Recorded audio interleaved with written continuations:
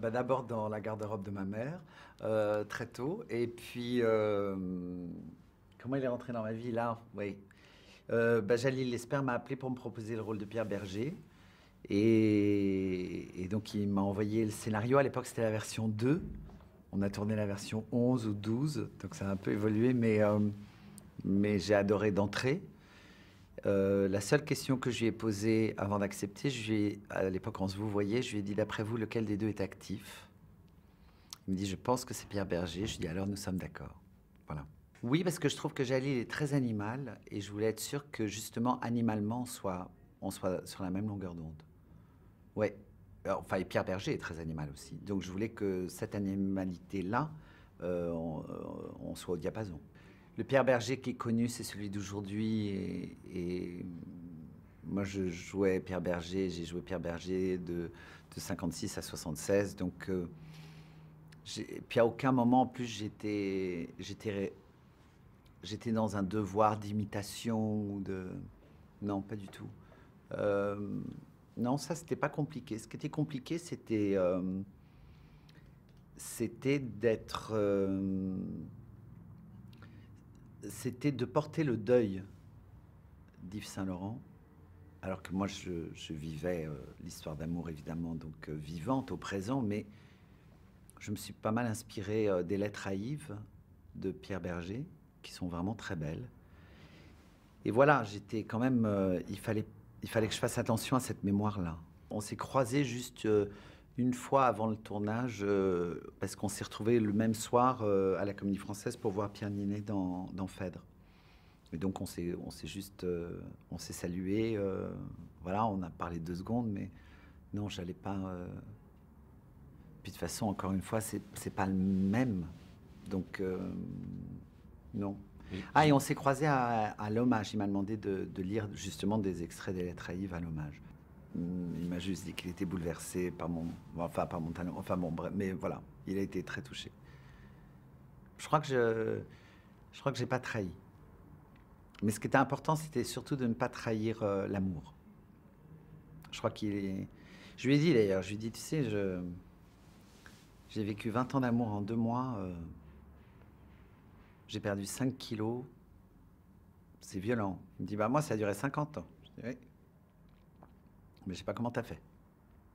Je crois que enfin, c'est compliqué d'aimer un génie malade. Très compliqué. Mais Jalil m'avait prévenu. Il me dit, pense à Salieri. Il me dit, sauf qu'au lieu que ce soit dans Amadeus, sauf qu'au lieu que ce soit de la jalousie, c'est de l'amour. C'était dingue. Non, c'était fou. C'est fou d'aimer ce bonhomme-là. Ah oui, c'est très impressionnant. C'était l'amour entre deux qui était dingue, qui était... Il y a beaucoup de... C'est marrant, je vois pas mal d'élèves en cours de théâtre, ou là je donnais des cours au conservatoire de danse aussi, où parfois je les vois et je dis en fait il manque un truc, c'est parfait. Il manque juste une chose, c'est que je ne ressens pas la nécessité. Et je crois que Yves et Pierre avaient ça en commun, une question de nécessité. Et c'est ce qui leur a donné autant d'audace. C'est ce qui a fait qu'ils ont pu dépasser les barrières du politiquement correct, de tout ça. Et, et qu'ils étaient aussi inventifs, aussi créatifs, les deux, à leur manière. Hein. Parce que l'artiste, le génie, c'est Yves, c'est pas Pierre.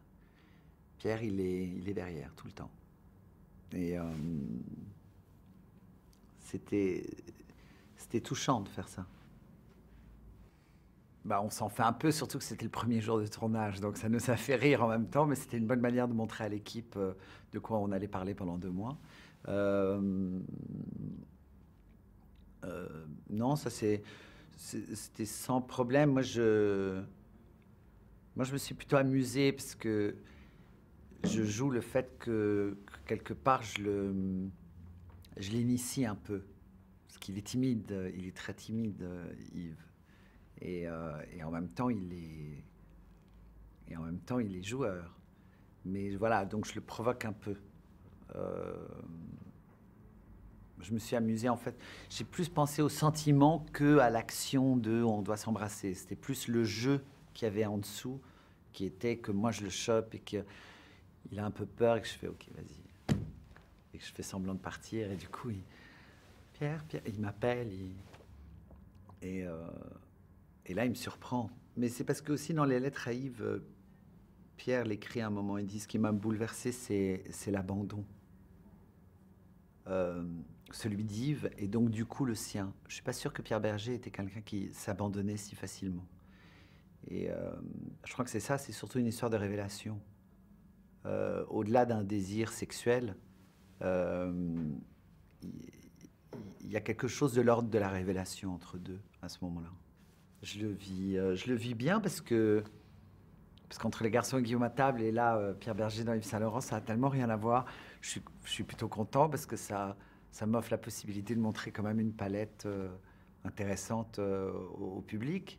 Ça me touche et en même temps ça m'inquiète parce que qui dit être à la mode dit aussi être démodable. Donc voilà, pour l'instant je vis la chose un peu avec la tête froide et en essayant de garder la tête froide. Je suis touché, mais pour Les Garçons et Guillaume Atta, pour tout vous dire, j'attribue le succès au film, pas à moi. Et je les distingue énormément. Le film, c'est le travail de toute une équipe. Pour Yves Saint Laurent, c'est la première fois de ma vie que je suis fier.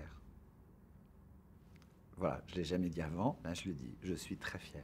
J'ai jamais plongé aussi loin. J'ai jamais été autant bouleversé par un rôle, j'ai jamais autant ressenti un rôle et j'ai jamais autant progressé qu'avec Jalil Lesper.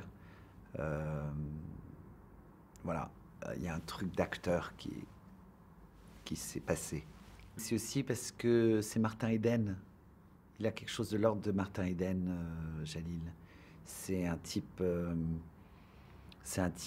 qui voit tellement loin, qui est jamais dans l'approximatif, qui en même temps a une brutalité énorme, mais que j'ai jamais pris contre moi. Pour la première fois, moi qui suis d'habitude hyper parano, là d'entrée j'ai fait, moi c'est pas moi que ça concerne, ça va. Et puis il m'a fait progresser, il voit bien, il a été très tendre en même temps avec nous. Euh, mais c'est drôle parce qu'un jour, j'ai piqué une énorme gueulante, mais vraiment une grosse gueulante. Et tout le monde y est passé. Et le premier assistant est venu me remercier. Je dis, mais t'es maso ou... Il me dit, non, c'était très sain et tout. Je dis, mais quand même, vis-à-vis de l'équipe, je me sens mal, il faudrait peut-être que je m'excuse. Il me dit, non, non, non, mais t'inquiète, Jalil nous avait prévenu. Je dis, comment ça, j'ai la réputation d'être un mec qui gueule dans le métier? Il me dit, non, non, pas du tout. Mais Jalil nous avait dit, Gallienne, vu qu'il va jouer Berger, à mon avis, il y a un jour, il va tous nous incendier. C'est le rôle qui va faire ça. Le questionnaire de Proust dans la piscine. Je trouve ça extraordinaire. C'est un moment de vacuité totale et je trouve que Pierre est exceptionnel. Pierre Ninet est exceptionnel parce qu'il lâche tellement. Et la fin aussi. La fin est très très belle. La fin est bouleversante. Moi j'étais en larmes, hein, mais la fin est bouleversante parce que c'est assez exceptionnel, un mec de 25 ans qui fait ça. C'est parce qu'il joue rien. Enfin, il donne l'impression de ne rien faire. C'est quand même. Il est élégant, il est profond, c'est lourd, et en même temps, il est juste là. Il est racé, il est très élégant. Et la maladie est là, mais voilà. Il me bouleverse.